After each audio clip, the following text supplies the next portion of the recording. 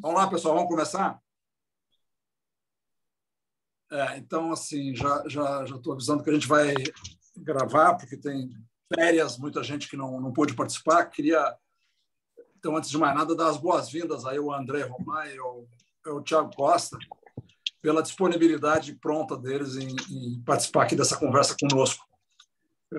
Nós, de fato, assim, tivemos uma repercussão grande assim, entre nós, André e Thiago, da pesquisa que vocês divulgaram em primeira mão aí, sobre a receptividade da sociedade brasileira em relação às depredações, às manifestações do último domingo, né?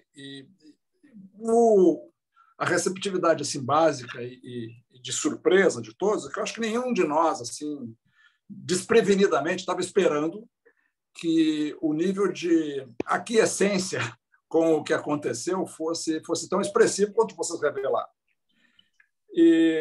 Bom, isso de um lado. De outro lado, a propósito do grupo aqui, para vocês que acho que estão nos conhecendo agora, assim, a gente existe já há 3 anos e desde o início nós temos nos batido, primeiro por um princípio que nos junta a todos desde o início, que é a defesa incondicional da democracia, a despeito de vieses e nuances que a gente pudesse ver. Eu vou pedir a gentileza, como está dando um ruidinho de fundo, aí, quem puder, fecha o microfone, quem não estiver falando, quem não for falar agora imediatamente. E a outra coisa que nós nos detivemos durante esses 3 anos foi investir num conceito de uma agenda para o Brasil. Quer dizer, nós achamos que o Brasil pode trabalhar, sobretudo a elite, onde nós estamos inseridos, precisa trabalhar com um conceito de destino manifesto, né? Que seja o mais includente, que seja o mais diverso, que seja, evidentemente, o mais radical na democracia. E trabalhamos para isso, investimos em fazer uma agenda que a gente chama de agenda inadiável, que cobre 12 frentes, da transição energética até a segurança pública, saúde, os temas mais óbvios. Bom, passado agora esse período, nosso objetivo é aprofundar essa agenda, nos relacionar com um governo instituído democraticamente, no sentido de apoiar medidas que sejam convergentes e de sermos críticos e independentes naquilo que tiver diferença. Mas o fato é que ninguém previa que as reações pudessem ter a extensão que tiveram e por trás de tudo que nós fazemos, nesse esforço de trabalhar para uma agenda inadiável, tem sempre uma reflexão sobre, afinal, o que é que o Brasil pode ser? Que aspiração nós podemos ter? Não apenas constatações, dados que vocês trazem, revelam, mas por que as pessoas tiveram essas reações?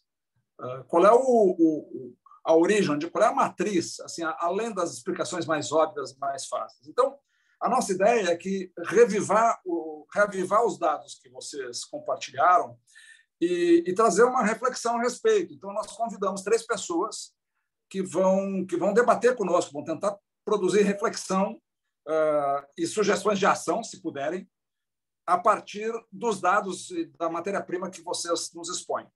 Aí, pessoal, eu queria chamar a atenção assim, que o André e o Thiago são 2 pessoas que poderiam estar do lado de cá no debate e na reflexão. Quer dizer, os 2 são PhDs em Harvard, o André nessa área de governo e políticas públicas.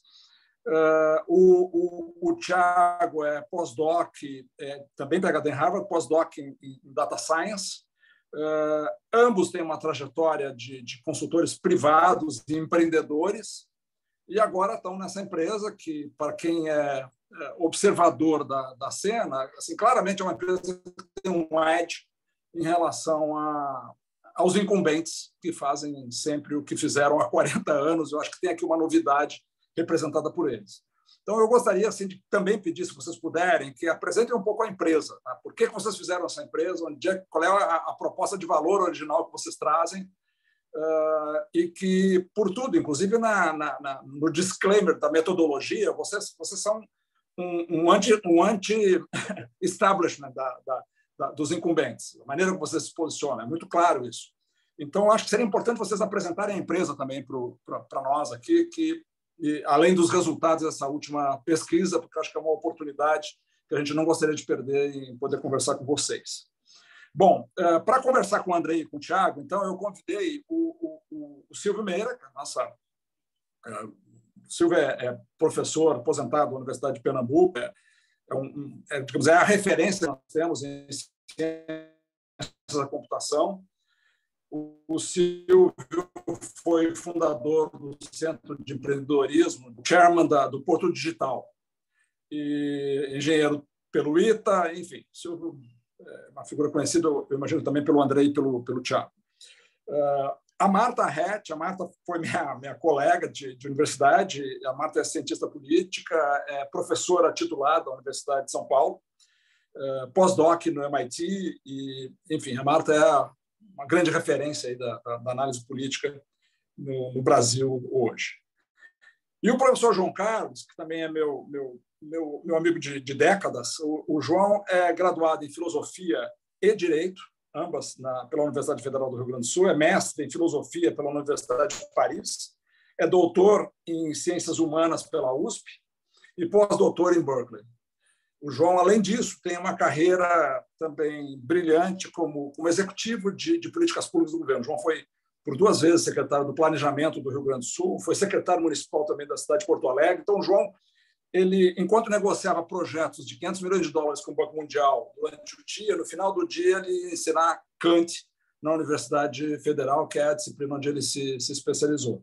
Então, nós vamos ter 3 pessoas aqui de porte, de envergadura, de experiências distintas e complementares, para nos ajudar a pensar esses dilemas que o Brasil está metido agora e que a pesquisa recente da Atlas Intel nos reportou. Então, eu queria pedir ao André e Roman que iniciassem, então, a apresentação, de novo, pedindo que apresentem um pouco a empresa, apresentem os resultados que repercutiram essa semana e, se quiserem trazer os seus insights, fiquem super à vontade. Essa conversa é uma conversa aberta, não é uma conversa com imprensa para tomar cada lá. A gente está buscando luzes, não apenas entender que dimensão tem os fatos, mas entender por que eles acontecem. Tá bom? Então, a palavra está com vocês. A minha ideia é que cada um de vocês fale 10, 15 minutos. Se acharem que é muito, falem menos. Se acharem que é um pouquinho mais, a gente tem flexibilidade. Aí depois a gente vai fazer uma rodada de 10 minutos cada um dos debatedores e vocês fiquem à vontade, para, se puderem ficar aqui conosco, para voltar e redarguirem e responderem ao que achar que seja na esfera de vocês. Tá bom, Thiago e Roman? Fiquem à vontade. Começa quem quiser. Muito obrigado, José César. Eu sou Andrei, sou CEO da Atlas. Queria primeiramente agradecer o convite de participar num debate com tanta gente que a gente respeita imensamente. Então, é um grande privilégio participar dessa reunião com vocês. Bom, a Atlas é uma empresa de tecnologia e de dados. Nesse sentido, não somos exatamente um instituto de pesquisa tradicional. Inclusive, não foi, eu acho, algo planejado que a gente fosse desenvolver pesquisas eleitorais ou pesquisas de opinião. Meio que surgiu como um acidente a partir da demanda de um cliente do mercado financeiro para tentar, de alguma maneira, antecipar outras grandes pesquisas públicas.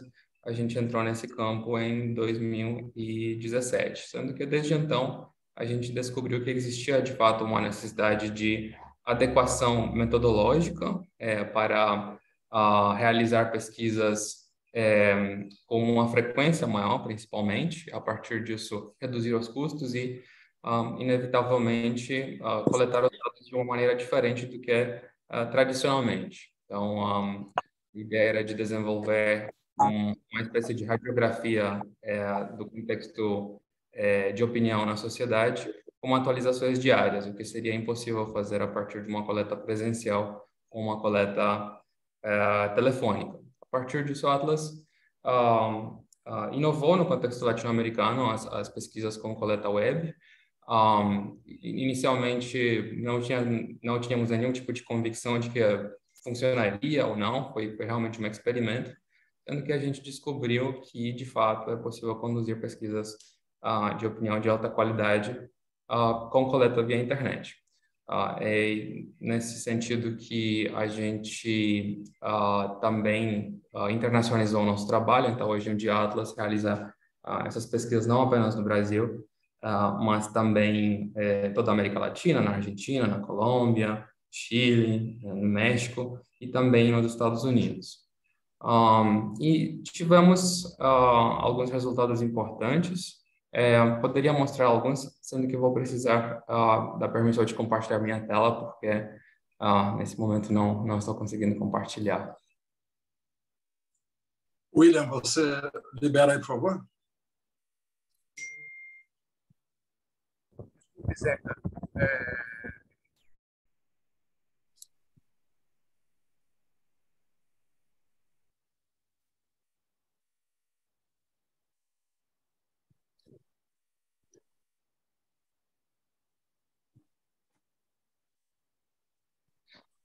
bom, enquanto o William tenta liberar a tela, eu estava falando que é uma metodologia que a gente conseguiu adequar a vários contextos desafiadores. Tanto é que nas últimas eleições presidenciais nos Estados Unidos, a Atlas conseguiu ser o instituto de pesquisa que mais chegou próximo dos resultados, conduzindo pesquisas não apenas em nível nacional, mas em todos os swing states, os estados competitivos daquela eleição.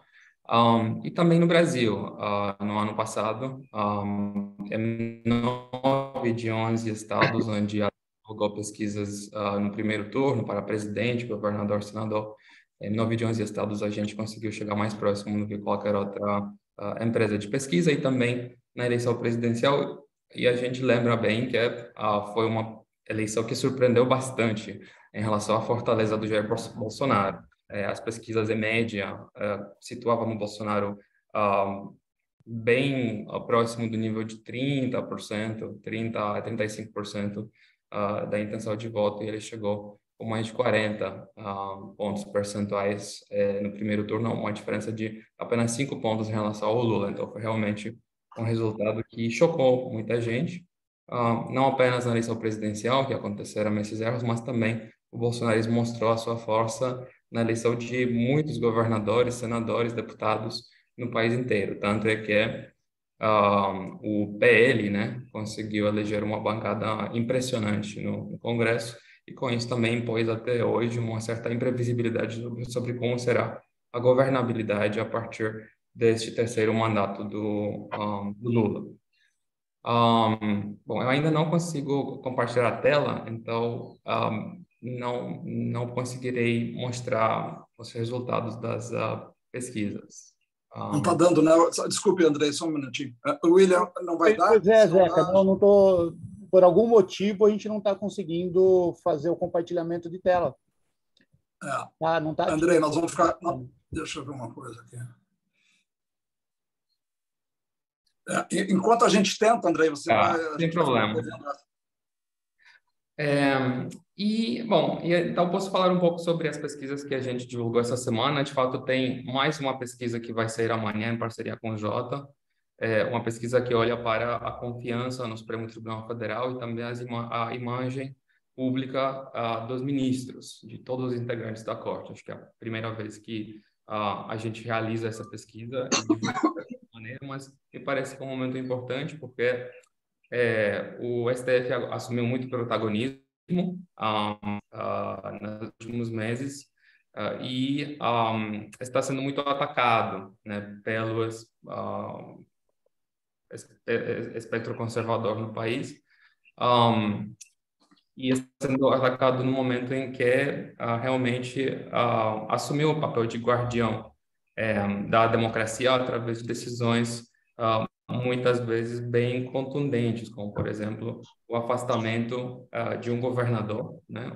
No caso, o Ibanez Rocha, o governador do Distrito Federal, pelo que eu posso lembrar, é a primeira vez que um juiz do STF afasta um governador em exercício sem algum tipo de investigação ou pedido prévio. Então, se trata de um passo bastante interessante em termos de precedentes para o Brasil, e também que mostra quanto é relevante fazer uma avaliação da opinião pública sobre o tribunal neste momento. Bom, falando um pouco sobre o que a gente averigou em relação à opinião pública, sobre as manifestações do domingo, acho que existe um clima de divisão no bolsonarismo, um clima que não existia antes da eleição e talvez nem depois da eleição. entre moderados e radicais. A pesquisa basicamente captura isso. Dentro do público do Bolsonaro, existe uma maioria relativa de em torno de 48%, que numa primeira fase rejeitou a invasão do Congresso, mas também uma fatia bastante significativa, né, de em torno de 35%, que apoiou essas ações, né? Isso faz com que, na nossa medição inicial, o percentual da população que se declarou favorável às ações dos manifestantes que entraram, depredaram os prédios em Brasília, se situava em torno de 18% da população, com todo um número bastante expressivo. Nesse sentido, acho que é importante também explicar a razão da diferença, talvez, entre a medição do Atlas e a medição do Datafolha.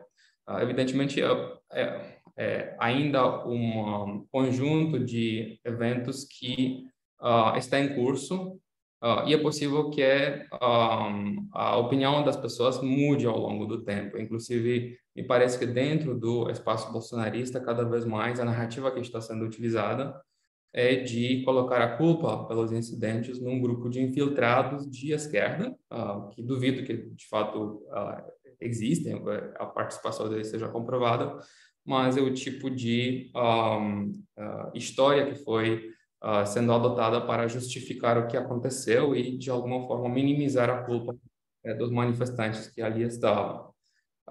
Mas não me parece que essa é a principal razão da discrepância entre os resultados do Atlas e do Datafolha. A gente acredita que tem outros fatores mais relevantes. De fato, acabei de dar uma olhada na composição da amostra da Datafolha. Acho que existe um problema muito grande em relação ao perfil da amostra da Datafolha em relação ao voto passado. A diferença em termos de recall de voto declarado para o segundo turno da eleição, de 27 pontos entre o Lula e o Bolsonaro na amostra da Datafolha, enquanto o resultado da eleição foi de menos de 2 pontos percentuais. Então, uma diferença muito maior do que a gente viu no resultado da eleição, que indica, na minha opinião, que o público bolsonarista naquela amostra está sendo subrepresentado. Além disso, acho que existe também a questão da anonimidade no momento das entrevistas. Se alguém for responder na rua ou até por telefone para outra pessoa, se apoia eventos violentos ou, no caso, a depredação de patrimônio público, provavelmente o nível de vergonha ou tentativa de adequação ao interlocutor é muito mais clara no caso de uma pesquisa que tem um entrevistador do que no caso de uma pesquisa que não tem entrevistador. No caso, a nossa pesquisa sendo realizada via web, esse efeito da interação humana tende a desaparecer. Então, quanto mais sensível o tema que a gente estuda e quanto maior a polarização política em relação ao tema também, me parece que essas questões de efeito do modo de coleta acabam sendo relevantes, e isso pode explicar um pouco a diferença entre as nossas estimativas do Datafolha. Do meu lado, eu estou bastante, confio bastante nos números que a gente apurou e considero que eles são preocupantes. Preocupantes porque, assim, acho que existe uma certa celebração no país nesse momento de que o movimento golpista foi derrotado, né? Efetivamente, por semanas e semanas, vivemos numa tensão de uma ameaça, de uma intervenção militar, né? Incentivada pelo discurso de líderes bolsonaristas. Boa parte do movimento bolsonarista tinha grandes expectativas a partir disso, de que os militares poderiam intervir. Acredito que dentro das próprias Forças Armadas, alguns comandantes até cogitaram a possibilidade de uma intervenção, que é muito grave. E como isso acabou não se concretizando, esse grupo de manifestantes radicais meio que decidiu fazer a própria intervenção e foi efetivamente isso que fizeram. Tomaram aí os palácios, os 3 poderes, o Poder Executivo, o Poder Legislativo e o Supremo Tribunal Federal. E que isso acabou realizando? efetivamente, nada. Não deu nada porque não tinha nenhum tipo de futuro lógico para essa tentativa de golpe. Os manifestantes tomaram os prédios e depois perderam os prédios. E com isso também esvaziaram todo o movimento insurreccionista no país inteiro. Aqueles acampamentos de semanas e semanas nas frentes dos quartéis acabaram se esvaziando muito rápido depois dos eventos de domingo. Então, nesse contexto, acho que a mídia, evidentemente todo o eleitorado de esquerda, acaba celebrando, né, a derrota deste movimento. Mas acho que o perigo nesse contexto é de perder de vista os fatores estruturais que levaram para que isso acontecesse no primeiro lugar. E o fator estruturante mais grave desse ponto de vista me parece ser uma certa dissonância cognitiva sobre a realidade dos fatos. Quase 40% do eleitorado hoje no Brasil se recusa a acreditar que Lula venceu a eleição presidencial. A gente tem literalmente essa pergunta na nossa pesquisa. Você acredita que o Lula venceu a eleição? E a gente detalha, ganhou mais votos do que o Jair Bolsonaro. Quase 40% do eleitorado hoje em dia declara que o Lula não teve mais votos do que o Jair Bolsonaro. Então, aquela teoria conspiratória de que as urnas eletrônicas foram fraudadas, realmente pegou. Não quer dizer que necessariamente todos os que declaram isso na pesquisa também realmente acreditam, mas assim, é impossível averiguar, né? Uma vez que a pessoa se declara disposta a assumir essa posição, acho que o que importa é basicamente isso. A tese acaba se propagando e, com isso, todo o movimento radical acaba tendo uma justificativa para ações realmente radicais, como, por exemplo, invadir e depredar essas sedes do poder federal em Brasília. Então, um movimento insurreccionista derrotado, não tem mais nenhum tipo de futuro. Acho que o Lula sai muito fortalecido politicamente deste evento, mas o que isso diz sobre a estrutura, né, social no Brasil é algo muito preocupante para o médio e o longo prazo. E o que isso quer dizer sobre a possibilidade de realizar eleições no Brasil no futuro, quando quase metade do eleitorado não confia nas urnas. E o que isso quer dizer sobre a aceitação do resultado democrático pela frente, né? Então, de vários pontos de vista, a situação no Brasil hoje em dia corresponde ao que também vimos acontecer nos Estados Unidos, até porque muitas dessas pautas foram importadas, copiadas dos Estados Unidos. O Brasil tem um sistema de votação eletrônica extremamente confiável, do meu ponto de vista, e sempre ao longo do tempo se destacou pela qualidade desse sistema, pela agilidade com a qual os votos são contabilizados, também pelas diversas vantagens que esse sistema oferece, por exemplo, para combater a compra de votos, para garantir a anonimidade do voto. E mesmo assim, a pauta trumpiana de que as eleições foram roubadas acabou se ancorando de maneira muito forte no Brasil neste momento. Então, eu diria que essa é uma questão extremamente preocupante, porque a partir disso, mesmo que uma grande maioria do eleitorado declare apoiar a democracia, a concepção do que é a democracia acaba sendo muito diferente. Tem, por exemplo, apenas 10% do eleitorado que defende de maneira aberta na nossa pesquisa a imposição de uma ditadura militar, né?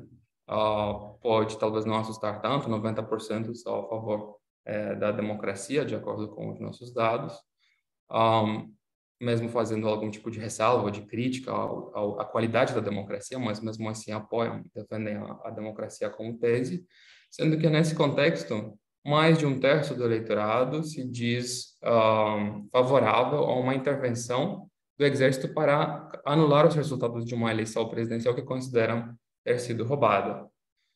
Então, é difícil entender como a democracia pode prosperar quando uma fatia importante da sociedade apoia um golpe, em tese, para proteger a democracia. O tipo de dilema prática que a gente vai enfrentar pela frente. Não queria me alongar muito mais, acho que eu vou deixar o Thiago também falar. Não sei se já consigo compartilhar, acho que ainda não posso compartilhar minha tela. Mas, Thiago, se você quiser fazer algum comentário, eu vou parar por aqui. Não, acho que em geral o Andrei falou mais ou menos tudo que eu tinha na cabeça, né? Ele comentou um pouco sobre a construção do Atlas, né? O Atlas, ele partiu um pouco ele nasceu organicamente, um pouco do background meu e do Andrei. Eu sou matemático, fiz doutorado em um lab de estatística lá em Harvard, matemática aplicada, e a gente começou a pensar nesse produto e basicamente ele surgiu dessa combinação assim de backgrounds que eu e ele tem. E no começo a gente não sabia muito bem como que se ia funcionar e acabou que a gente conseguiu fazer uma coisa que parou bastante de pé e foi bastante testado, e ao longo do tempo a gente aperfeiçoou de um jeito muito muito orgânico e muito assim muito a partir de demandas muito claras, né? Assim, então foi um sistema que ele está bastante poderoso, ele é bastante seguro, e a gente tem uma confiança muito grande nele. E a gente vem aprendendo aí nesse período eleitoral, especificamente, que foi o primeiro ciclo eleitoral que a gente estava público, fazendo pesquisa pública, né? No ciclo de 2018, a gente tinha clientes privados e dessa vez a gente teve assim, a oportunidade de ter um impacto um pouco diferente do que a gente estava acostumado. Então, foi um pouco uma avalanche assim, para a gente de como lidar com essa situação e também um teste de como a gente pretende se colocar como empresa que tem um propósito, né? De trazer um pouco mais de transparência, de ter essa imagem pública no qual a gente conversa, né, com a mídia de um jeito um pouco mais direto, e está sendo um experimento que é muito proveitoso para a gente. E eu acho que é isso. Thiago, deixa eu, antes de passar a palavra para os debatedores, uma curiosidade pessoal até que eu fiquei. Vocês, no disclaimer sobre a metodologia que usam para fazer a coleta de informações, vocês basicamente endereçam alternativas aos padrões conhecidos no mercado, da amostra randômica por telefone, que tem uma taxa de resposta baixa, a interferência presencial, tanto nas ruas como, enfim, você acha que gera inibições e tudo mais. E vocês têm depois um método de fazer a coleta a partir do que vocês falam sobre a internet, que não tá claro como é que é, e vocês fazem depois um batimento, uma validação com a representação amostral da sociedade brasileira, não é isso? O que você pode falar um pouquinho mais? Não quero que você dê nenhum segredo de bolo, mas o que você pode falar um pouquinho mais? Porque vocês têm uma projeção interna, que seja, de qual é a vantagem que vocês têm, assim, quantitativamente falando, sobre um dos incumbentes que vocês desafiam? Eu acho que é mais para você, Thiago, essa aí, porque você tá. é o... Tá. Sim. Eu acho que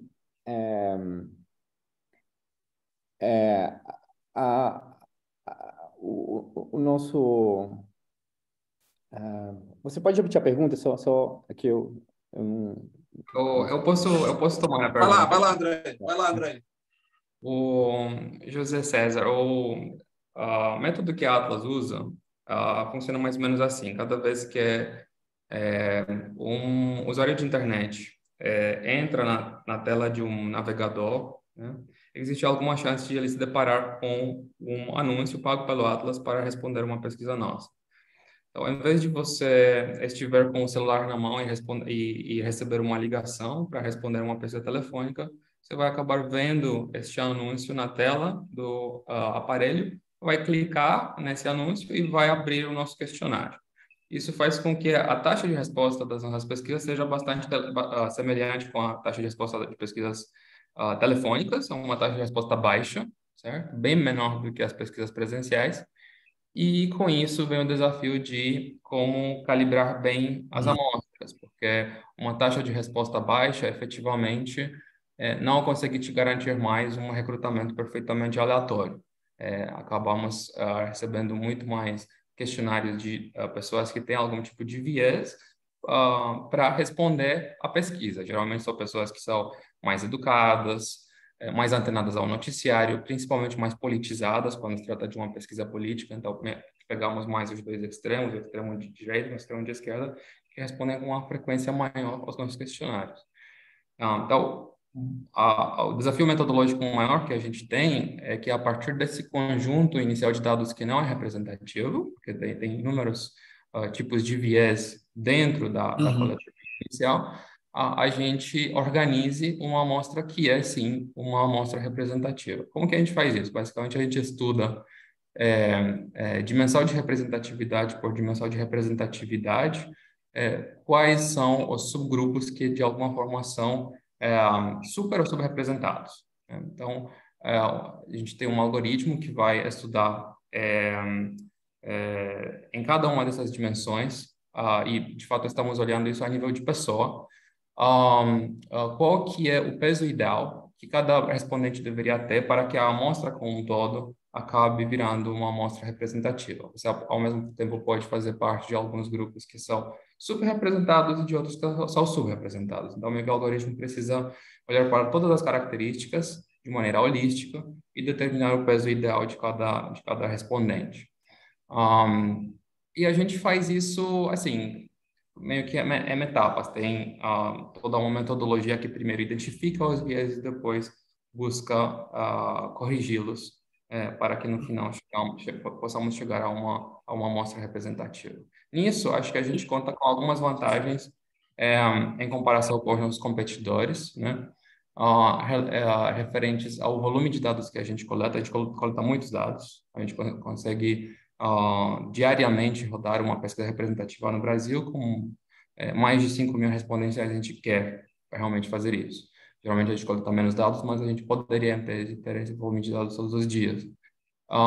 E por conta disso, acaba sendo muito mais fácil você observar padrões nos dados, algo que os nossos competidores acho que não conseguem identificar com tanta facilidade. A gente consegue também, a partir dessa abordagem, evitar efeitos de interação social, de interação humana. Cada vez mais estamos vivendo num ambiente muito polarizado.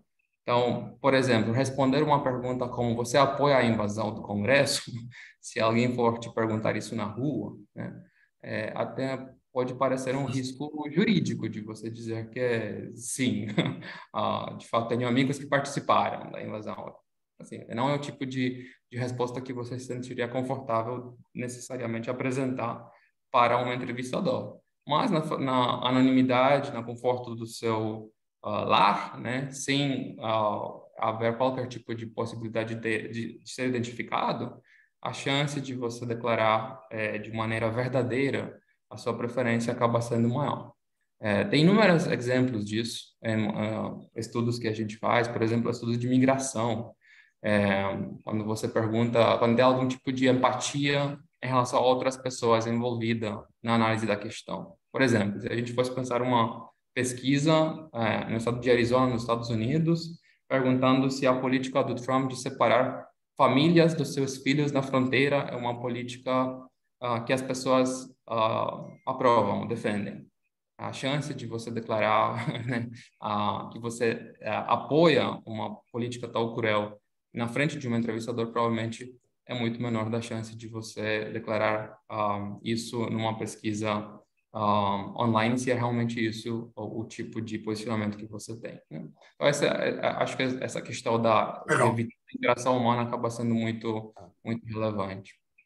E uma crítica... Muito interessante. E, com certeza, ao invés de vocês saírem com uma meta, um target de amostra e buscar, então, coletar informações para fechar aquela amostra, vocês primeiro coletam a informação e depois vocês já ajustam a amostra. E aí, portanto, descartam muitas informações também em cada etapa.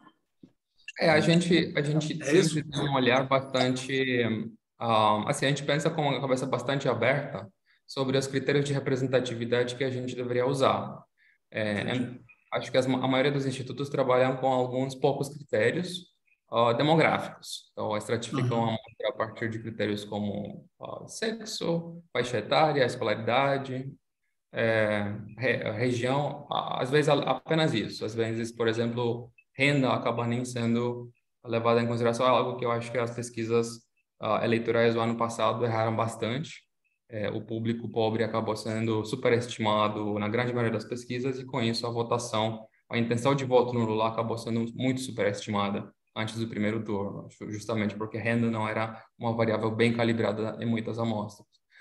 Mas tem outras variáveis importantes, talvez cada vez mais, que deveriam ser contempladas. E sempre quando há algum tipo de âncora real para qual deveria ser a distribuição da amostra, a gente tende a querer usar esses dados. No Brasil, por exemplo, a gente usa Bolsa Família como critério de representatividade das nossas amostras, porque é um programa com amplo impacto sobre a intenção de voto, e a gente consegue saber em cada município, em cada estado, exatamente qual que é o percentual da população que recebe o programa.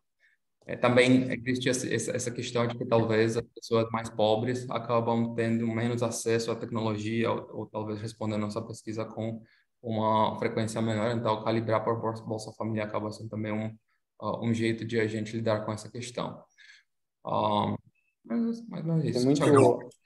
Tem muito essa crítica, né, do acesso à internet, do alcance que a nossa pesquisa consegue ter com a população mais pobre, mas na realidade assim, é bem interessante o que acontece com a nossa pesquisa, que comparando com Datafolha, sei lá, metodologias presenciais e também por telefone, a gente acaba conseguindo atingir um número de municípios gigante, assim, por exemplo, uma pesquisa nacional da gente, a gente consegue atingir uns 1.500 municípios, então consegue chegar numa granularidade, assim, que não dá para chegar com outra metodologia.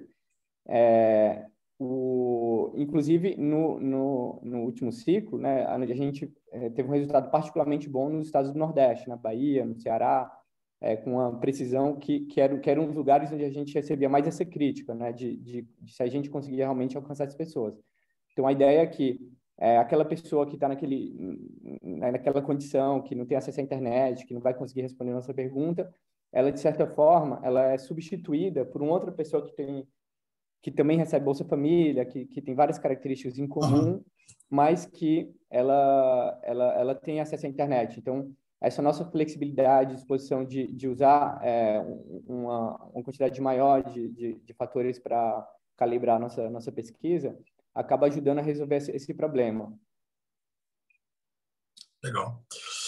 Muito bom, gente, muito bom.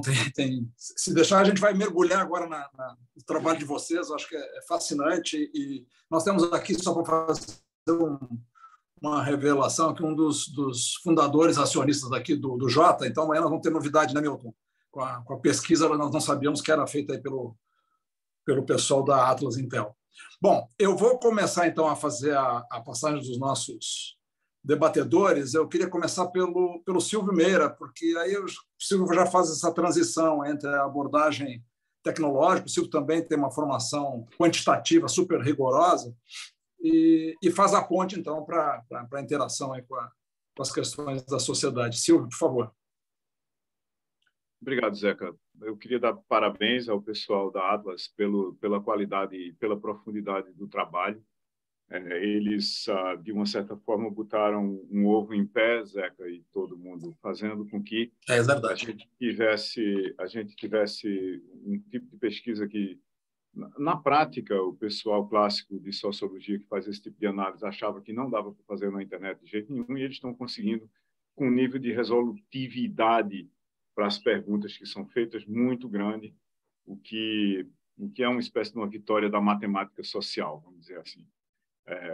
Eu não tenho nada a acrescentar ao que eles falaram da pesquisa em si, Zeca, mas olhando para o tema da gente, de como é que a gente se radicalizou aqui, e se a gente for olhar para a infraestrutura conceitual histórica que leva, por exemplo, a esse dado da Atlas, né, que você tem, vamos arredondar os números assim para ficar bem largo mesmo, 1/3 das pessoas achando que a eleição foi, aspas, roubada, né, o resultado da eleição foi roubado, eu acho que esse é o número. A gente tem aí um conjunto de coisas, não para justificar isso, mas que estrutura o entendimento disso, que vem de teorias que têm pelo menos 50 anos, né? E elas começaram a se desenrolar na sociedade e, de uma certa forma, a gente não prestou atenção, né? Por exemplo, a gente criou uma quase piada sobre seres humanos resistentes a fatos e dados. Eu, vez por outra, eu pessoalmente uso isso. Você tem um conjunto de fatos que aconteceram, você tem os dados sobre os fatos, e as pessoas não acreditam nisso.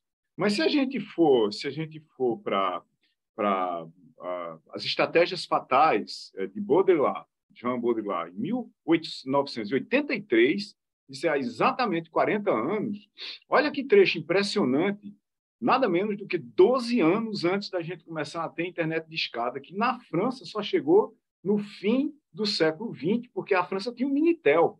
A França não precisava de internet. O Minitel era muito melhor do que a internet no começo da internet, né?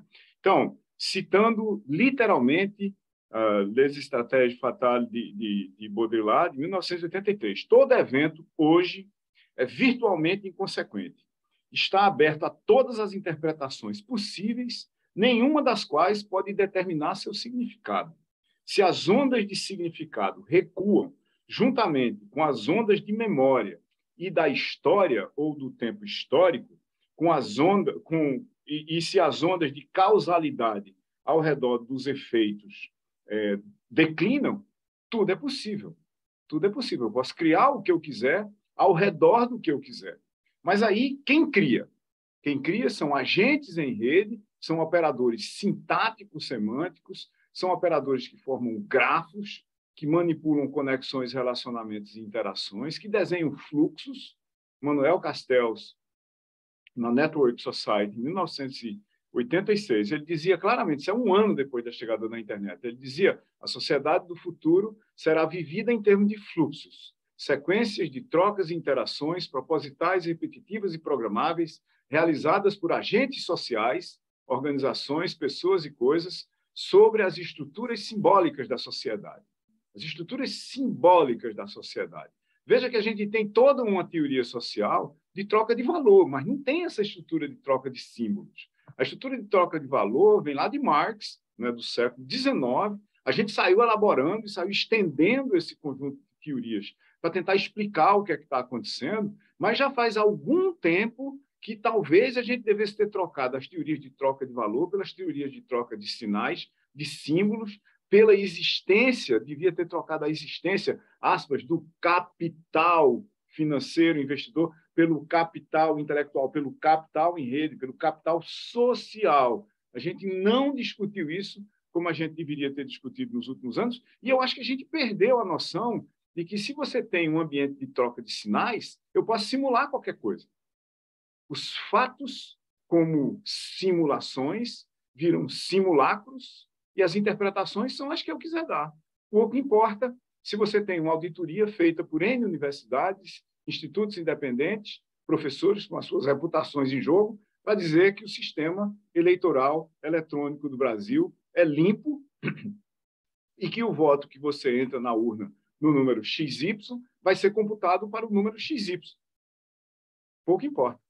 Um conjunto de narrativas, e aí entra Jean-François Lyotard, em 1979, sobre o pós-modernismo, né, dizendo para a gente o seguinte: o mundo, daqui para frente, vai ser composto ao redor de narrativas. Cada um cria a sua. Se muita gente aderir a uma narrativa, essa narrativa, que é desses simulacros de Deleuze, Guattari, Baudrillard, filósofos franceses extremamente complexos, que a gente, de mais de uma forma, não estudou no Ocidente recentemente, até porque a escrita deles talvez seja convolucionada demais. A gente não deu atenção suficiente. Quando deu, não foi nesse âmbito que eu estou citando aqui agora, e que tem uma teoria de esquerda, né? O aceleracionismo, essa teoria que a direita vem usando para acelerar o fim do mundo, é uma teoria de esquerda, é uma teoria originariamente de esquerda. Era uma teoria onde Baudrillard diz claramente o seguinte: nós estamos, Baudrillard de novo, né? E Baudrillard de novo nas estratégias fatais, onde Baudrillard diz nominalmente o seguinte: estamos permanentemente no fim do fim. Mas é um fim do fim que, tal quanto o Ângelos Novos, de Walter Benjamin, está o tempo todo se afastando da gente. Talvez Benjamin seja o primeiro filósofo que percebeu isso ali no interregno entre as duas grandes guerras mundiais. E a única forma, e aí eu completo aqui, né? Porque Baudrillard não disse isso, ele disse que a angústia é que, como esse fim se afasta, nós não conseguimos atingi-lo.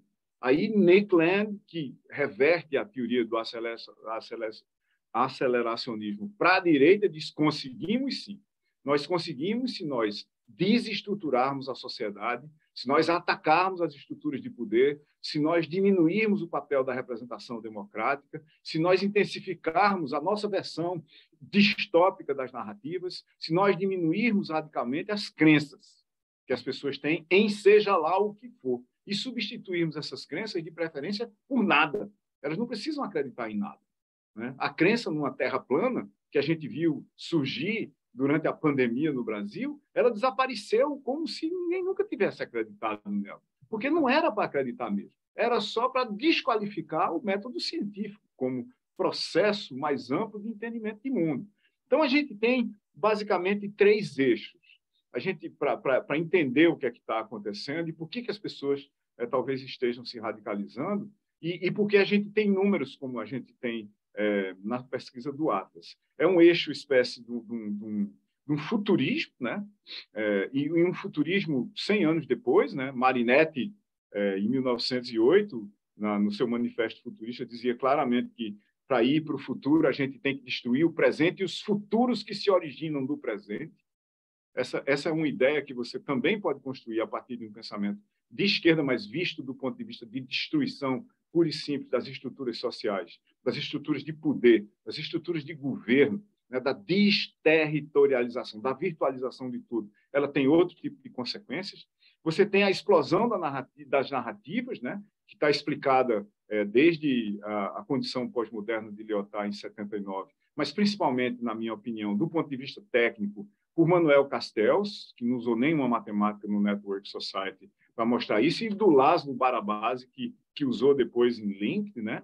E um conjunto de explicações que eu já mencionei, que vem do colapso do passado, né? De repente, a gente começou a questionar todos os tipos de passado. O colapso do Estado como estruturador, o provedor das necessidades das pessoas, provedor de boa performance, de mínima performance, e o colapso da representação democrática. Eu acho que o colapso da representação democrática, a má qualidade da representação democrática e dos sistemas de representação, o do Brasil, em particular, com o tipo de voto que a gente tem no Brasil, é muito ruim, porque há um descolamento muito grande entre os representantes e os representados, leva a um conjunto de situações onde, aí sim, eu acho que é fácil você construir narrativas alternativas e distópicas, completamente descoladas dos fatos, e, de resto, a gente vê, eu hoje acho, e no passado eu achei que era delírio completo, eu hoje acho que Baudrillard precisaria ser estudado por todo mundo que está tentando entender isso, para a gente descobrir como é que a gente pode unificar minimamente as narrativas de novo. Sem a unificação mínima das narrativas ao redor das condições essenciais para a sobrevivência da sociedade civilizada, eu acho que nós vamos ter dificuldades muito radicais, como mostram exemplos recentes no Brasil e nos Estados Unidos. É isso. Obrigadíssimo, Silvio. Agora vai ficar fácil para a Marta para unificar as narrativas. Hein, Marta?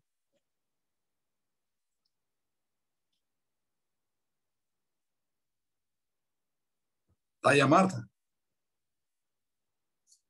Sem microfone, Marta. Tem que abrir. Foi isso. Eu esqueci de abrir. Bom, muito boa tarde a todos. Obrigada, Zeca, por organizar essa discussão.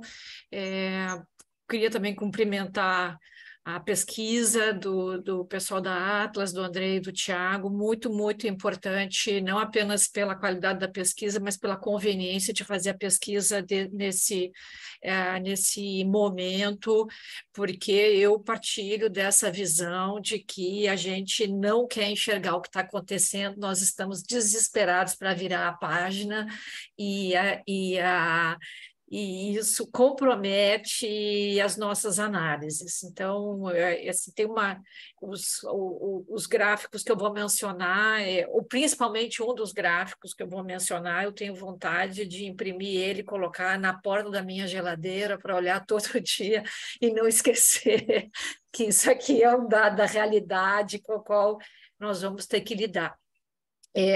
Eu tenho muita convergência com a interpretação que o André e o Tiago apresentaram em termos dos eventos, mas eu gostaria de chamar a atenção para 2 ou 3 pontos que me parece que não foram, que eles mencionaram, mas que não enfatizaram fortemente e que eu acho que são muito importantes. Eu vou tentar ser breve. Então, assim, eu acho que todos nós concordamos que houve uma tentativa de golpe militar no domingo, e o primeiro ponto é que o comando do Exército não compareceu. Isso aqui é um detalhe que me parece que não é irrelevante, né? Se o Exército quisesse ter apoiado o golpe, teria tido oportunidade para fazer isso, não só no domingo, como em ocasiões anteriores, e não fez. Né? Isso aqui eu acho que é importante para a gente pensar para frente, inclusive para pensar sobre o debate, demite o Múcio, não demite o Múcio, demite os comandantes militares ou não. A minha interpretação é que há uma divisão dentro do Exército, mas o comando do Exército não aderiu e não tem aderido às tentativas golpistas do Bolsonaro, e isso é importante. A segunda questão que me parece importante, que a estratégia do domingo foi uma estratégia de depredação do patrimônio, e o que os dados da Atlas mostram é que há uma rejeição da depredação do patrimônio, mas não há uma rejeição da intervenção militar. Porque o descrédito no resultado eleitoral é elevado, né? Então, eu acho que para pensar para frente, eu acho que a gente poderia pensar que foi adotada uma estratégia, se é que aquilo pode ser chamado de estratégia, mas pelo menos um comportamento para a tentativa de golpe de domingo, que a própria extrema-direita já reconheceu que foi errado, tanto que está colocando na conta de infiltrados de esquerda, né? Mas isso não quer dizer que a ameaça de golpes esteja fora do horizonte, dado, sobretudo, o resultado da pesquisa. O que eu acho que é mais importante da pesquisa e que me surpreendeu fortemente, e é porque eu acho que eu não quis enxergar isso até o momento, e juntando as outras pesquisas da Atlas que foram divulgadas, sobretudo a do governo Lula, eu resumiria o seguinte: a confiança no governo Lula é partidária, né? Os gráficos que aparecem após cada gráfico geral mostram que os eleitores que acreditam que a eleição foi fraudada, os eleitores que apoiariam uma intervenção militar, são aqueles que votaram no Bolsonaro no primeiro turno.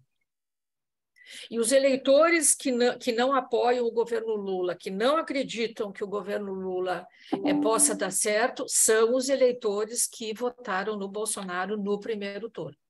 Então, a minha interpretação é de que o Bolsonaro foi muito bem sucedido em convencer 40% do eleitorado de que as eleições foram fraudadas e que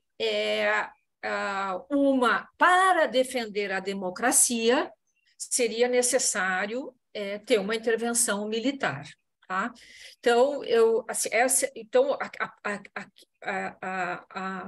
o meu principal ponto aqui é que o apoio à intervenção militar, a descrença nas instituições, é um comportamento, é uma crença daqueles que acreditaram que votaram no Bolsonaro, o que mostra que há uma consistência, o eleitor não é volátil, há uma consistência entre o voto no Bolsonaro no primeiro turno e as crenças com relação à eleição. Tá? E isso aqui, se o eleitor não é volátil, né, não há razões para a gente crer que isso que vai desaparecer no curto prazo ou no médio prazo, a depender de como o governo e os atores políticos se comportem. Tá? Então, o meu primeiro ponto aqui é que é importante ler esses dados à luz da continuidade do processo eleitoral e das crenças no processo eleitoral. O meu segundo ponto é que isto não é propriamente original e não é propriamente brasileiro, tá? Para aqueles que estão interessados, tem um livro excelente, organizado pelo Christopher Anderson, que chama Losers Consent. Ele foi publicado em 2007, tá? Foi publicado pela Oxford University Press, eu creio, mas ele é um livro, inclusive, que dá para baixar pela internet. Tá? Então, o que esse livro mostra, estudando os casos europeus, o caso norte-americano e, sobretudo, das democracias recentes no leste europeu, é que, de fato, esse livro acaba com a visão de que o eleitor crê ou não crê nas instituições, né? De fato, a aprovação dos governos é um fenômeno partidário. Tá? Mas o mais importante para a gente entender melhor o nosso caso é que esse livro mostra que a descrença nas instituições precisa ser distinguida da desaprovação dos governos. Então, um eleitor que acredita na democracia, ele desaprova o governo e ele espera a vez dele de votar no candidato dele na próxima eleição. De onde que vem a descrença nas instituições? Na certeza de que o meu candidato não tem a menor chance de ganhar as eleições em eleições futuras. Tá? Então, o eleitor que não acredita no processo eleitoral é um eleitor que quer romper com as regras do jogo. Tá? Isso aqui é importante, porque foi nisso que o Bolsonaro investiu o tempo todo. Ele não investiu na desaprovação do outro candidato, embora ele tenha feito isso, mas ele investiu na narrativa que convenceu 40% do eleitorado de que o STF, particularmente o Alexandre de Moraes, manipularam as eleições de modo a garantir a vitória do Lula. Essa história se tornou crível para o eleitor do eleitorado que venha a ser para o eleitor, desculpe, do Bolsonaro, que venha a ser 40% dos eleitores, isso é consistente com os resultados eleitorais. E eu penso que é isso que é preciso desmontar para frente. Tá? Tem estudos experimentais nos Estados Unidos que mostram que 85% dos eleitores norte-americanos se declaram favoráveis à democracia, mas apenas 6% desses deixariam de votar num candidato que tem comportamento antidemocrático se ele acreditar que não votar nesse candidato permitiria eleger um eleitor que ele rejeita, um candidato que ele rejeita. Tá? Então, o que eu estou querendo dizer é que me parece que para a gente entender o que está acontecendo no Brasil, a gente precisa ter duas chaves. Uma, pensar nessa lógica de escolhas que são escolhas partidárias e, segundo, pensar nessa lógica de que o quanto o eleitor acredita, o perdedor acredita que pode vir ganhar a eleição ou não. Então, desse ponto de vista, e aí eu estou muito interessada na pesquisa que vai sair sobre o STF, tá? Eu acho que o Alexandre de Moraes segurou sozinho e brilhantemente o conflito eleitoral. Estão me escutando? Sim, sim. Todo o processo eleitoral, né? Mas a estratégia do Alexandre de Moraes, ela tem uma fragilidade que é conveniente para a extrema-direita, tá? Que é dizer, que dá razões para a acusação de que as pessoas que estão sendo punidas sem o devido processo legal e que existe uma ditadura do STF, particularmente do Alexandre de Moraes, em favor do Lula, o que significaria que, em bases legais, participando corretamente do processo eleitoral, o Bolsonaro nunca ganharia as eleições. E eu penso que a gente pensar nesses termos, né, isso aqui não tem nenhuma novidade no caso brasileiro, isso é muito documentado para o leste europeu, é pensar em que medida que tem que ter uma estratégia para frente para que os eleitores que se sentem permanentemente excluídos do processo eleitoral voltem a acreditar no processo eleitoral. Então, aqui eu acho que tem um ponto-chave, que é distinguir a aprovação do governo, a aprovação do Lula, da credibilidade nas instituições e no processo eleitoral. O eleitor que se sente, que acredita que as regras do jogo o excluem permanentemente da possibilidade da vitória, ele vai investir contra as instituições. Tá? E eu acho que o Bolsonaro foi muito bem sucedido nessa narrativa. É isso que a pesquisa está dizendo. Tá? Então,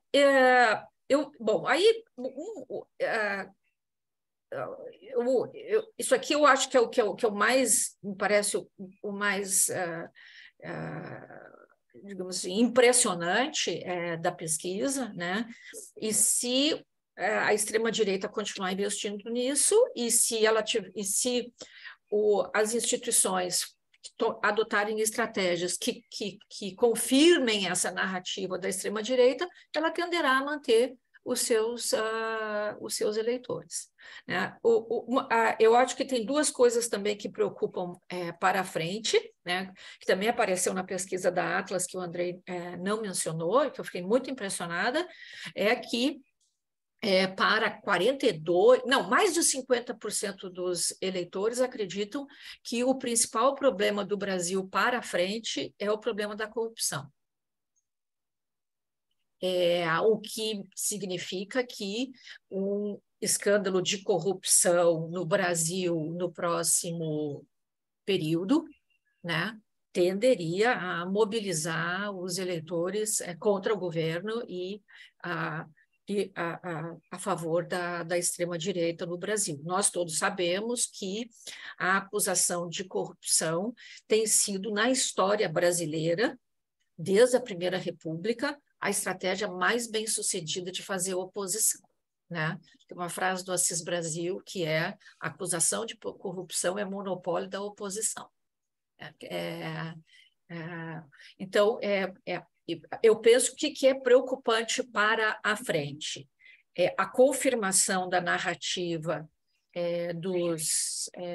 da extrema-direita de que as instituições são viciadas, né? E que, portanto, não existe a menor possibilidade da direita ganhar as eleições enquanto o Alexandre de Moraes, Barroso e tal estiverem aí, e o risco de a oposição voltar a encontrar que eu acho muito provável, voltar a encontrar algum escândalo de corrupção para bater no governo. Eu acho que aí nós estaremos em péssimos lençóis no futuro não muito distante. Eu acho que seria isso para a gente conversar. Eu preparei umas duas, três coisinhas, mas eu acho que eu acho que eu vou ficar por aqui para não estourar o meu tempo. Não controlei meu tempo. Não, tá bem, Marta. Vai ter outro round. E assim, da próxima vez a gente vai combinar que não pode terminar sem algum alento, tá? Mas eu acho que foi extraordinária a tua intervenção. Acho que ela tem conexão direta com este buraco de narrativa em tudo que não está nos 40%, né? Porque nos outros 60% tem um monte de coisa. Não tem a unidade, a abotoadura que tem desses 40%, porque, como o Silvio falou, eles não precisam acreditar em coisa nenhuma. Pode ser no nada, pode ser na Terra plana, depois muda. Mas o fato é que está magnetizado em torno de um objetivo e, pelo que você falou, é um objetivo alimentado pela descrença da chance desse grupo legitimamente ascender ao poder.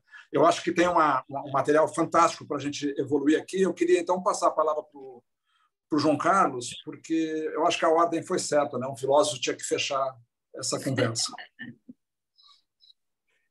João. Ok, obrigado.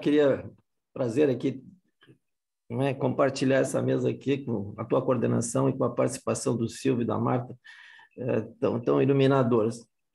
E também a partir da apresentação que o pessoal da Atlas fez, também muito qualificada, muito interessante, muito rica. Eu vou fazer dois comentários, assim, um sobre os eventos propriamente dito e o seu significado assim mais imediato, e uma segunda consideração um pouco mais distanciada dos eventos, assim, um pouco como o Silvio fez, mas de uma outra perspectiva. Com relação aos eventos, eu fiquei muito surpreso, evidentemente, né? Passei 10 horas na frente da TV, tá?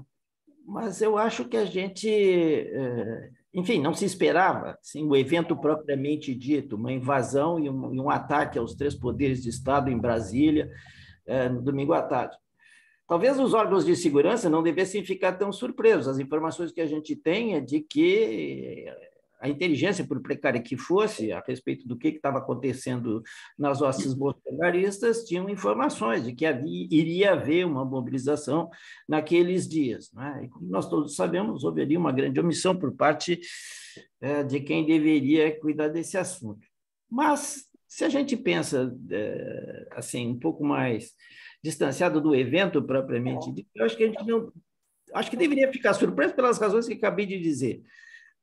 Em grande parte por desinformação de todos nós com relação a essa dinâmica, e um pouco também por desatenção ao que havia de anômico nessa situação de a gente ter quartéis, não é, com instalações quase permanentes diante deles, não é? E até no comando geral do Exército, com armazém, não é? Com distribuição de mercadorias, até com farmácia, provavelmente, com distribuição de remédios, etc.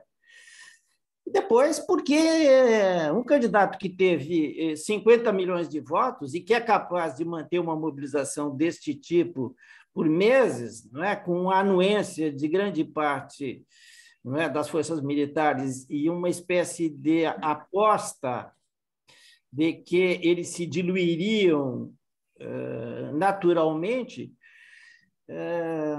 não parecia ser uma coisa, olhando retrospectivamente, eu fui favorável até intimamente, né? Não tenho participação política nem incidência maior sobre tomadas de posição efetivas com relação ao que está acontecendo, mas intimamente eu sempre pensei que talvez fosse mesmo a melhor estratégia deixar que esses acampamentos e essa mobilização superativa, né, de militantes bolsonaristas fosse se esvaindo por si próprio. Tá?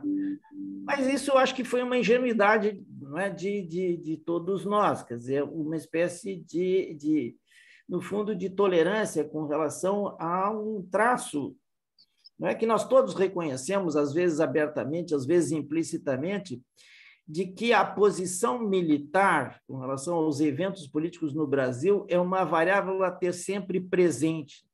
Não é? E que essa autoadjudicação que o Exército tem feito de ser a última voz de expressão do interesse nacional fundamental, que eu acho que vem desde a Guerra do Paraguai, não é? Os generais ali assumiram uma posição extremamente importante no país, naquele momento da guerra, e desde então passaram a ter essa atribuição a si próprios de serem a expressão da vontade nacional em última instância. Né? Então, a gente tende a minimizar essas coisas e a não radicalizar uma posição crítica com relação a esses acampamentos, que, olhados agora retrospectivamente, aquilo é um escândalo, tá? Ter acampamentos na frente dos quartéis em toda a extensão do Brasil e na frente do alto comando. Então, acho que isso é uma, digamos assim, é uma coisa que a gente... Aí tem uma coisa a ver, uma coisa mais imediata de como é que nós, os agentes políticos e formadores da opinião pública, tivemos uma atitude passiva com relação a isso. E eu acho que uma variável determinante para aqueles dentre nós que têm um pouco mais de conhecimento e de experiência da dinâmica política brasileira foi esta ideia de que não convém confrontar os militares. E que, se eles estão tolerando isso, bem, e não estão assumindo ativamente uma posição golpista, melhor deixá-los confortados com esse clamor que é feito diante das portas deles de que eles deveriam intervir. E até porque aqueles mais lúcidos, eu acho, dentre as pessoas do alto comando, pensavam o seguinte: não é mal isto, porque nós não vamos dar golpe, mas essa valorização que a opinião pública está fazendo do nosso papel nos dá uma posição de balizamento sobre limites que um governo de esquerda poderá vir fazer no Brasil. Então, acho que eles se sentiram muito confortados com isso, para não falar, eventualmente, alguns envaidecidos, né, por se verem assim tão valorizados como agentes políticos decisivos. Né? Bom, eu acho que, então, isso são elementos assim que a gente precisa ter bem na devida conta, porque, se é verdade, eu concordo com a Marta, eu acho que eu concordo com a maior parte enfim, com as evidências, né? O Exército não tomou uma decisão de dar um golpe de Estado, mas ele não a rejeitou explicitamente e manteve essa posição de manter a possibilidade do golpe de Estado como uma coisa que não estava distanciada, o que não é evidência do que estava neste clamor que foi feito nos quartéis de todo o Brasil, de que eles deveriam se manifestar. Então, acho que isso acho que sobre o que o evento propriamente dito, eu acho que isso é um dado bastante importante. E ele é muito importante para desfazer uma espécie de comparação que está sendo feita de semelhança entre o que aconteceu no Brasil e o que aconteceu nos Estados Unidos. Essa semelhança, fenomenologicamente, se a gente se ativer o que aconteceu lá no 6 de janeiro e no 8 de janeiro, quer dizer, a invasão, bom, então isso aí realmente é assemelhado. Tá? Mas nunca passou pela cabeça nem do Trump que esta mobilização dele tivesse que ser feita na frente dos quartéis. E nem havia uma expectativa da parte do Trump de que a decisão fosse ser tomada pelo alto comando das Forças Armadas Americanas. Nesse sentido, o que aconteceu nos Estados Unidos é civilista, tá? É uma atitude da sociedade, de pressão sobre o centro de poderes e, bom, de denúncia do processo eleitoral também. Nesse sentido, é anti-institucional. Mas a ancoragem, não é, da manifestação e do protesto, e da mobilização que foi feita, e da invasão, não estava ancorada na expectativa de que o alto comando das Forças Armadas Americanas viesse a vir a dar um golpe de Estado. Então, acho que isso é uma diferença muito grande. Agora, aí passando assim para uma consideração assim, sobre uma tentativa de exploração dos condicionantes de por que o Brasil se encontra numa posição tão dividida nessa dimensão, não é, das tomadas de atitude, de crenças com relação à vida institucional do nosso país e com relação ao nosso sistema político. Né? Aqui também, o fato esse, não é, de que haja um contingente muito grande de pessoas que, e aceitando como muito pertinente, muito boa a distinção da Marta entre descrença nos agentes políticos e descrença nas instituições, eu acho que, para compreender o alcance, não é, dessa desmoralização e dessa descrença nas nossas instituições, a gente tem que olhar para os eventos recentes. Não é? Pensem bem, quer dizer, a trajetória do Lula, do ponto de vista da sua dinâmica judicial, tá, é um cavalo de pau incompreensível. Quer dizer, o Lula foi condenado em 3 instâncias, tá? Durante todo um período, os argumentos dos advogados do Lula com relação à impertinência do juízo de Curitiba para fazer o processo estavam desde a primeira petição, tá? Elas foram desconsideradas lá no Tribunal Regional lá, nosso, lá de Porto Alegre, da Terceira Região, e depois foram referendadas pelo STJ. E depois o Supremo reverte isso, tá? E remete o processo ao seu início, e com isso passa uma espécie bom, desmancha aquilo aí. E é preciso entender e ter bem claro também que o processo judicial foi assim, acompanhado por aquele conjunto enorme de denúncias feitos durante todo o período da Lava Jato, com altíssima repercussão social em todas. Me lembro eu de ficar indignado, escrevi até um artigo sobre isso. E isto foi, escrevi até um artigo dizendo isso, né? Quer dizer, é o conjunto todo da representação política que está maculado, porque estavam envolvidos naquelas denúncias o PT, o MDB, o PP, e uma grande parte da nossa representação política estava sendo atacada e declarada corrupta a partir de testemunhos que eram dados pelas grandes empreiteiras do Brasil.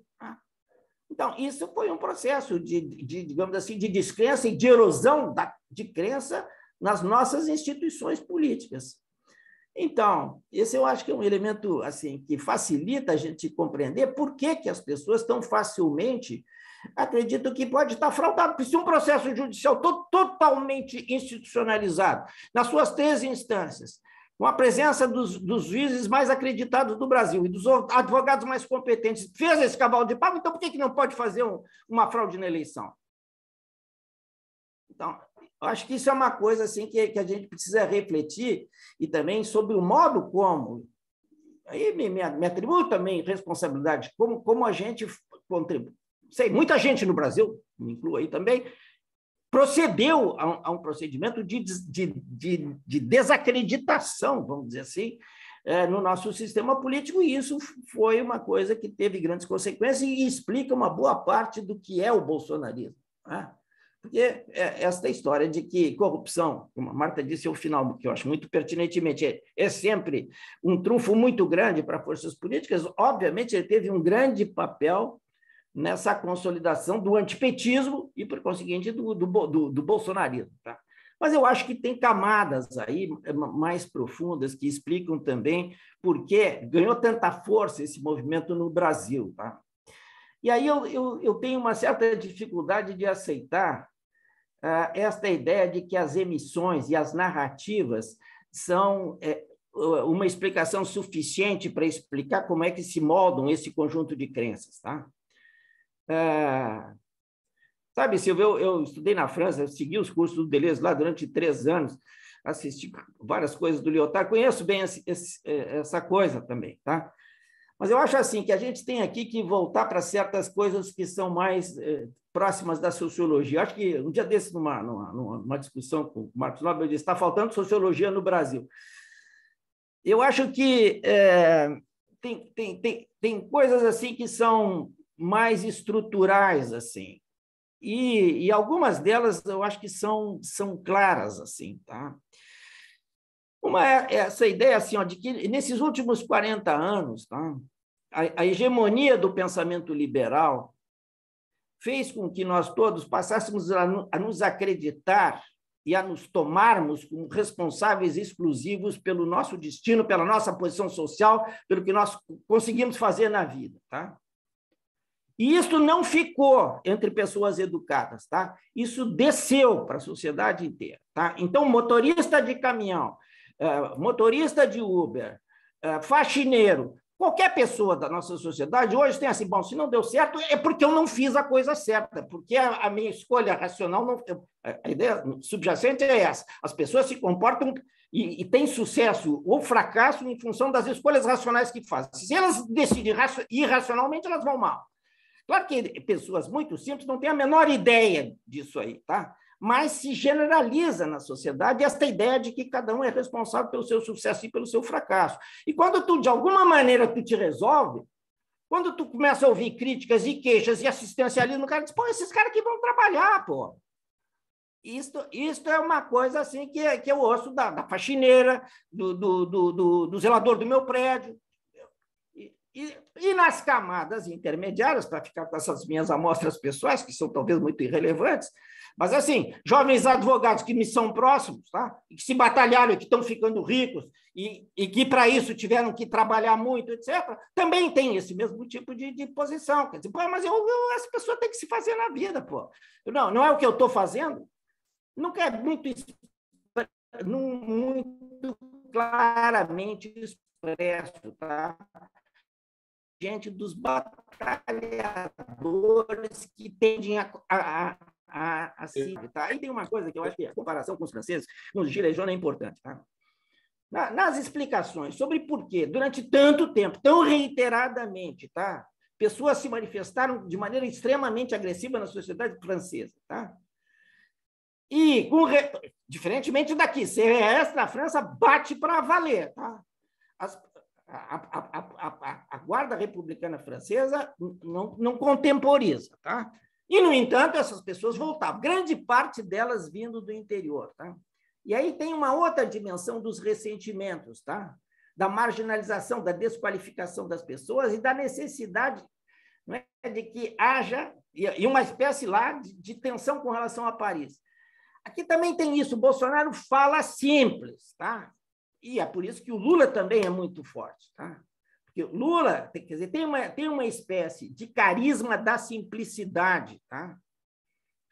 Não é? Que é um carisma que não tem a ver com a sofisticação, mas tem um sinal trocado, quer dizer, quanto mais simples você for, mais próximo tu está daqueles que estão na batalha. Então, sofisticação de política tem pouca escuta nesse momento. E aí, por isso que eu queria voltar a essa questão da escuta. Tem muitas emissões, eu não quero dizer que não tenha, tá? Tem emissões, criação de narrativas permanentemente, e as redes deram a isso uma profusão, uma quantidade, uma intensidade enorme, tá? Mas para que as pessoas ouçam e distinguam na cacofonia das emissões e privilegiem algumas e desconsideram as outras, tem que ter certas condições de escuta. Tá? Você ouve melhor e você presta mais atenção a algumas emissões. Tá? E as emissões que se vinculam, por um lado, como eu estou procurando dizer aqui, a uma certa simplicidade da emissão e uma certa identificação que eu tenho com os simples, com aqueles que estão na luta, tá? É uma. E a outra é, obviamente, o fato de que as pessoas estão tensionadas numa situação na qual todo mundo tem que estar muito estressado para se manter, não é? E para conseguir viver. Tá? Porque a verdade é a seguinte, nós estamos numa situação onde há um enorme número de desempregados, no nosso caso aqui específico, uma desigualdade de renda que é abissal. Tá? E, por outro lado, eu acho que nos falta também... E aí, falando um pouquinho do que o Zeca gostaria que a gente falasse, né? Quer dizer, do que pode ser uma certa maneira de enfrentar positivamente esse conjunto de dificuldades, porque nosso país está, na verdade, paralisado, dividido ao meio, né? Com taxas de crescimento econômico sempre muito baixas e uma espécie digamos assim, de perda de ambição e de esperança. Tá? Eu tenho me preocupado bastante com isso, porque eu acho que assim, um país, a construção do país é também uma tarefa. Tá? E esta ideia de que tem um país a construir, nós perdemos. Tá?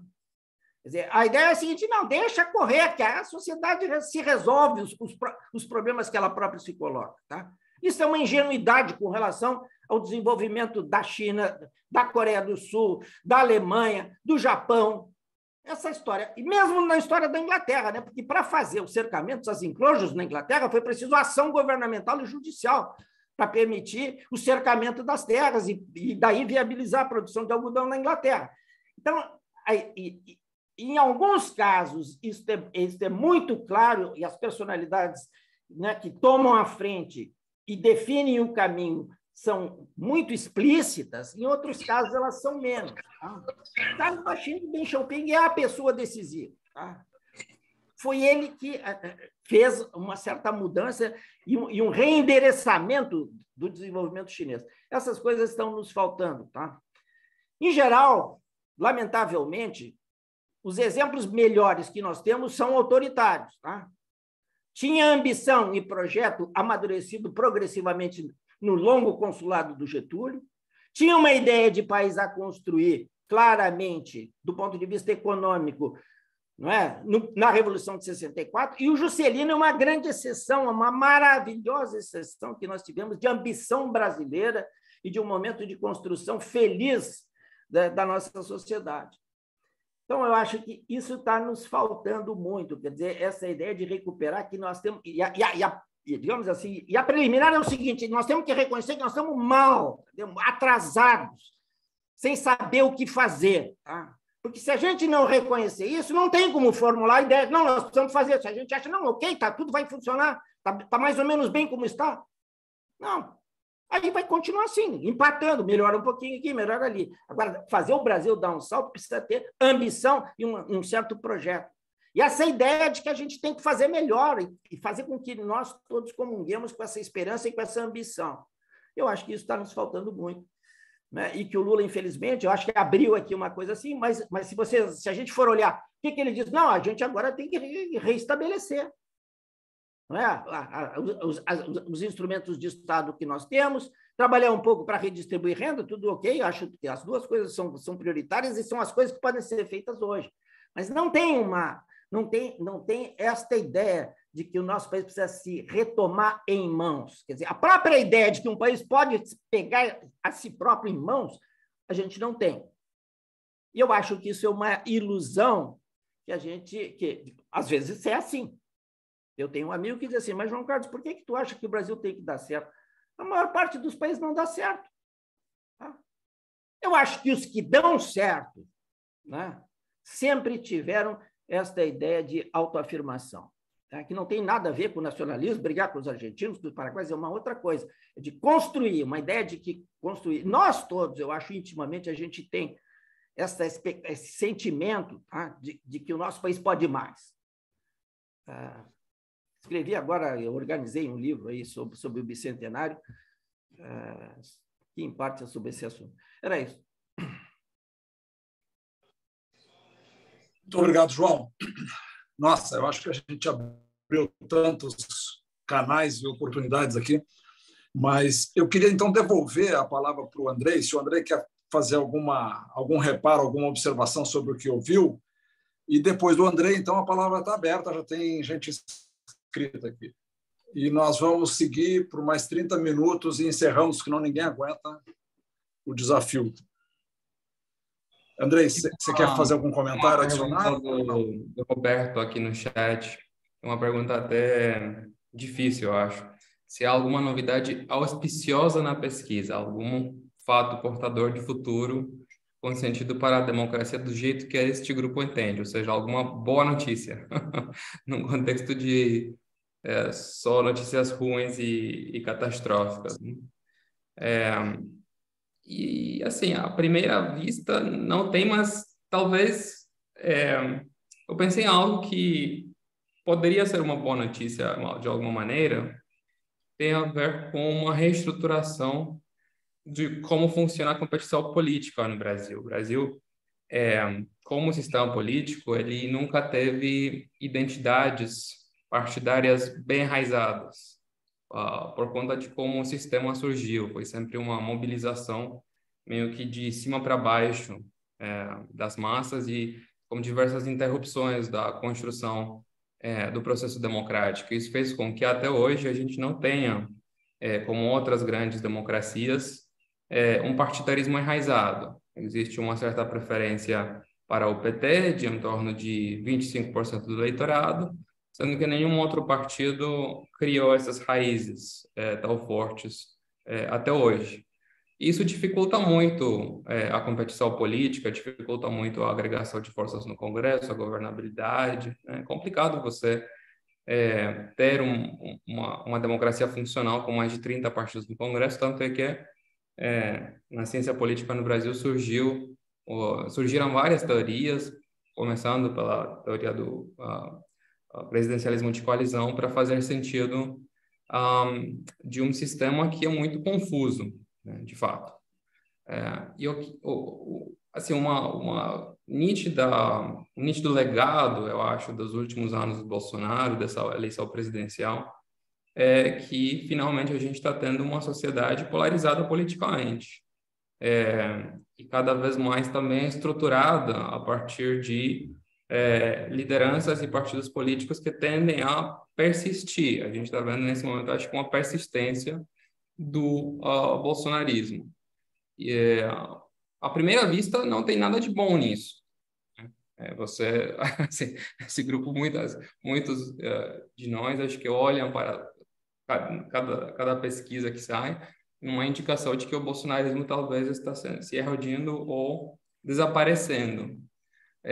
Mas caso essa polarização política gere, de alguma maneira, raízes da sociedade que também implique uma certa moderação dos dois lados, talvez isso, a médio e longo prazo, pode gerar uma previsibilidade maior em termos de como o sistema político funciona.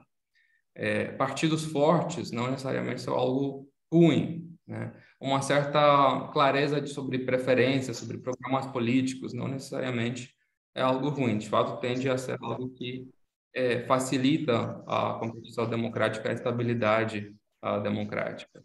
Principal problema nisso tudo, então não acho que a polarização política que a gente tem, mas o fato de que por conta do tamanho e do jeito em que a polarização se dá hoje em dia, parece que um dos lados não aceita mais as regras do jogo. E pior que isso, talvez não aceita mais a realidade dos fatos. Não aceita mais a contagem dos votos, né? É complicado, né? Complicado você ter boas esperanças para o futuro, né? Quando as regras do jogo não são mais aceitas. Mas eu diria que existe, talvez, nessa estruturação mais clara de preferências, de ideologia, de partidos, existe talvez algo que pode ser considerado bom, né, que é uma simplificação da competição política de um jeito que deixa o sistema, talvez, de alguma forma, digerir de maneira mais fácil todos esses programas. Um grande desafio para o sistema brasileiro, o sistema político, era justamente evitar a corrupção quando o sistema é tão fragmentado. Então, como que você acaba governando o país com 30 partidos no Congresso e tendo que reunir muito acima dos 15% de cadeiras que o seu partido tem? Isso acaba sendo um incentivo perpétuo para a corrupção. A competição, em tese, poderia responsabilizar mais as lideranças políticas nesse sentido. Bom, acho que assim, essa é a minha tentativa de achar algo bom, né? Mas é realmente uma tentativa um pouco otimista demais. Acho que também o Márcio Forte tinha a mão levantada, não sei se tem alguma... Um comentário depois. O Márcio, por favor. Boa noite, gente. Não, André, minha pergunta é mais simples e mais chã, é muito, muito tranquila. Na pesquisa que vocês fizeram, quer dizer, a urna eletrônica foi condenada, ainda que subjacentemente, vamos dizer, mas só para o Bolsonaro, não é? Sim. Não há queixas que os governadores eleitos, que o general Mourão, que foi eleito pelo mesmíssimo processo, ou que a Damares, esse pessoal todo foi eleito igualzinho. A urna para eles era boa e só para o Bolsonaro é que era ruim?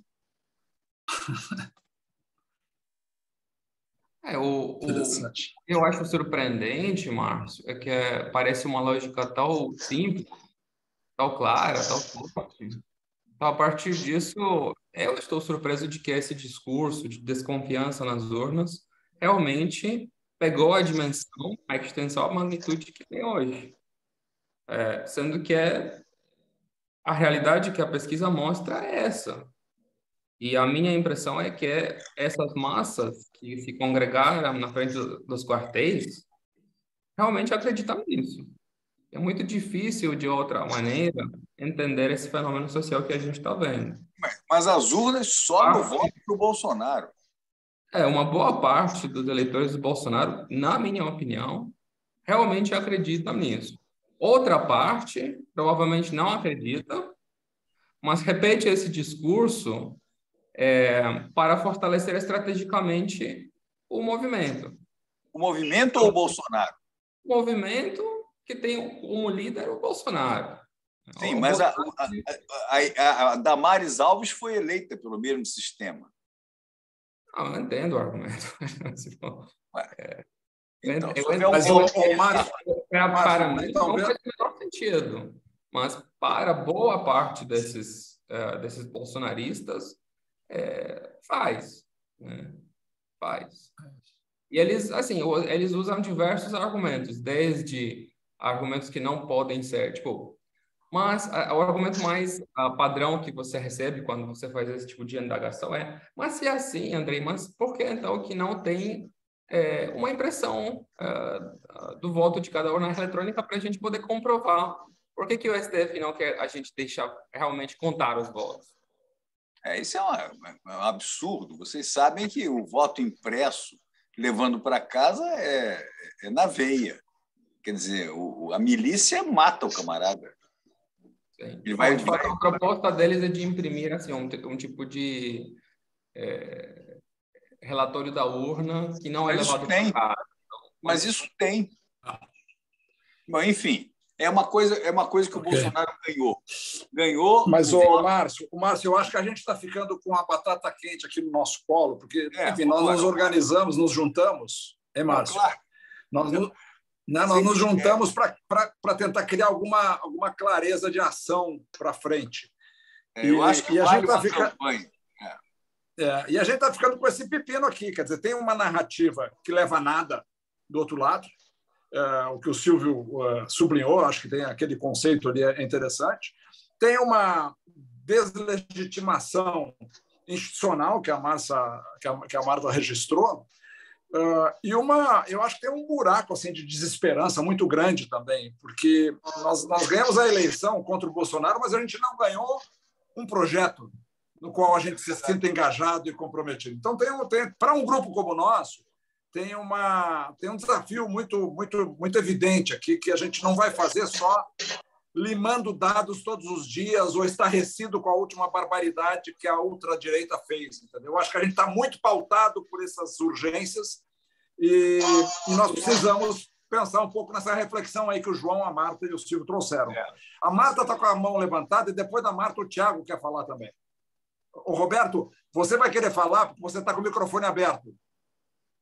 Olha, eu cheguei agora porque eu estava dando uma entrevista, então eu não sei nem direito o que está discutindo. Então você perdeu o painel, você perdeu um baita painel, que pena. Mas super bom que você fez. Estou solidário. Tá bom. Marta, por favor. Não, eu apenas queria registrar assim, que uma notícia positiva é que o comando do Exército não aderiu ao golpe de modo sistemático, e isso aqui não é trivial, dado todo o contexto e dada a tradição brasileira. Né? E eu acho que uma coisa a pensar para frente, né, é que o enfrentamento da extrema-direita no Brasil está excessivamente concentrado no Alexandre de Moraes, né? E pouco concentrado numa disputa de narrativas. Né? Então, por exemplo, essa resposta que o Márcio Fortes acaba de mencionar, qual o espaço que ela tem tido no debate? Né? Qual o investimento que tem sido feito para aumentar a credibilidade do processo eleitoral e nas oportunidades que a direita tem tido de ganhar o Estado de São Paulo, ganhar... Então, assim, eu acho que a gente tem que pensar para frente uma disputa, essa sim, narrativa, o que implicaria, né, deixar a tarefa de combater a extrema-direita apenas para o esquema punitivo do Alexandre de Moraes, que é necessário, mas claramente insuficiente a meu juízo. O João, não, antes o Tiago, por favor. O Tiago está com a mãozinha levantada, por favor, Tiago. Sim, sim.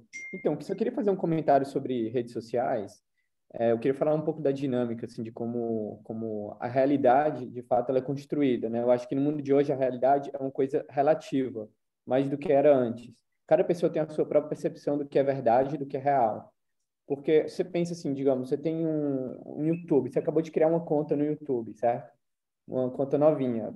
Aparece um influenciador, uma celebridade, sei lá, você clica lá e o algoritmo começa a mandar vídeos parecidos, às vezes da mesma pessoa, e você começa a achar que aquela pessoa, aquele tópico, aquilo tem aquele assunto tem uma estatura muito maior do que tem na realidade. Você acredita que todo mundo está acreditando aquela mesma coisa que você, que aquilo que você está vendo é normal. É normal porque todo mundo deve estar vendo a mesma coisa que eu estou vendo. Eu estou aqui assistindo no YouTube, né? Então, cada pessoa tem a sua percepção da realidade, o que antigamente era uma coisa mais controlada pela grande mídia, pela Globo, pelo Jornal Nacional, e que hoje em dia, e se você pensar bem, eu estava esses dias no Ceará, numa cidade do interior do Ceará, e você vê assim, tipo, as pessoas, todo mundo passa o dia vendo, o dia no seu celular, né? Vendo, consumindo conteúdos em geral que estão nas redes sociais, assim como a gente.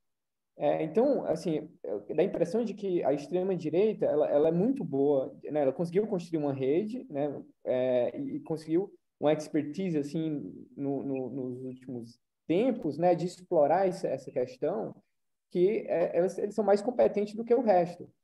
E então assim, no Brasil tem as questões particulares, né? Assim, tipo a gente tem uma política mais dramática, a gente tem a questão dos militares, então você constrói de um jeito ou de outro, mas a realidade é que uma grande parte da população está com uma certa vulnerabilidade de consumir esses conteúdos e estar na mão desses algoritmos, e como você vai atingir essas pessoas é uma coisa não trivial. Né? Tipo, eu acho que realmente, eu mesmo, né, às vezes me pego assim, tipo, vendo coisas no YouTube que eu vejo, nossa, isso daí não tem relevância nenhuma, ninguém se importa com isso, e eu começo a achar que o negócio é mais importante. Então existe uma coisa estrutural de como a gente percebe a realidade que eu acho que é bem relevante nesse debate.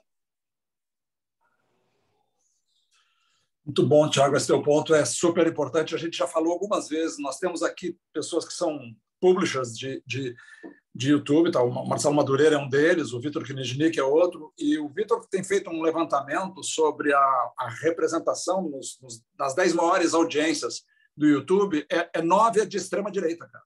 9 de extrema-direita. Eles nadam de braçada nesse território, com qualquer narrativa, até com narrativa nenhuma, mas eles são muito competentes. E eu queria chamar a atenção para você o seguinte, eu vou distribuir depois no grupo, e quem não estiver no grupo eu posso passar também. Eu assisti hoje uma conversa, na verdade é do representante da Nancy Pelosi, sobre os hearings aí do 6 de janeiro. E gente, paralelo à CPI deles, houve toda uma preparação focada nisso que você está falando agora, Tiago, sobre como isso vai repercutir. Ela contratou o editor da ABC, tirou da ABC para a Câmara, para fazer a edição e a produção dos vídeos com ângulo, com a qualidade de som, com o tipo de espaço de trânsito nas mídias digitais, na social vídeo que ela pretendia. Nancy Pelosi, 82 anos. Então, assim, não dá para a gente liberar, não, mas essa geração é analógica, o Lula é analógico. Aquela aparição do Lula no dia dos eventos, falando da extrema esquerda, da luta armada e não sei o que, aquilo ali é amadorismo crasso, é erro não forçado que não se pode cometer. Então, assim, gente, para fechar, renovar aqui o agradecimento ao Andrei e ao Tiago, contem com a gente aqui também, se a gente puder repercutir, validar teses que interessem para vocês, tá certo? Eu acho que, assim, é super importante a presença de vocês nessa cena, com a inovação que vocês representam. E dizer para vocês que o nosso grande desafio é exatamente esse. Quer dizer, como é que a gente constrói uma narrativa de esperança e ambição para o Brasil que possa se contrapor não apenas à distopia do que representa o bolsonarismo, mas também funcionar para amalgamar, sejam os partidos políticos democráticos, seja a opinião pública mais cosmopolita, mais iluminista que a gente tem no Brasil, de maneira que a gente possa expandir isso aí até o conjunto da sociedade brasileira. Esse é o desafio do grupo, assim que a gente se manteve nesses últimos tempos. Daqui são fundadores do grupo o Roberto Freire, que apareceu há pouco, o Milton Seligman, o João Carlos Brontos, que é quietinho, quase não fala no nosso grupo, mas quando fala, vocês viram agora. Então é isso. Foi ótimo esse encontro. Eu queria agradecer muito assim, a presença de todos vocês e vamos trabalhar, gente. Não tem espaço para desesperança. Falou. Muito obrigado. Obrigado. Obrigado. Excelente, Zeca. E a todos.